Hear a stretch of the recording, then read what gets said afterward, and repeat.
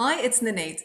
Okay, so in this exercise, we will be focusing on expressing our emotions. So, whatever you're feeling today, see if you can put a shape, a color, or a texture to it and just let loose. For this exercise, I personally used a brown paper bag. They're nice and sturdy and they can handle emotions, scribbles, paint, whatever you want to do on them.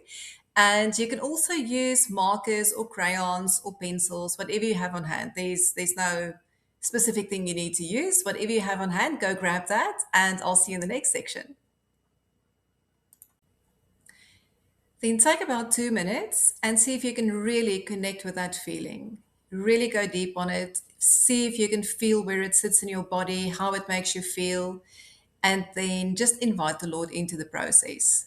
Okay, for this next exercise, we're going to try and clear the cobwebs of our minds and our thinking. A lot of us can get stuck in our minds and just looping around over and over around the same thoughts. So we're going to break that pattern, and to do that, I'm going to put on some music for us. And I want to invite you to just grab, I'm just using a shopping bag. You don't need to feel like you're wasting anything.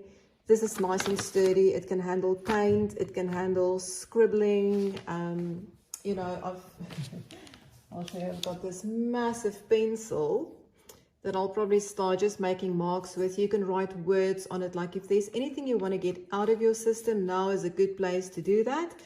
And all we're going to do is we're going to be led by the music, the rhythm, the sounds.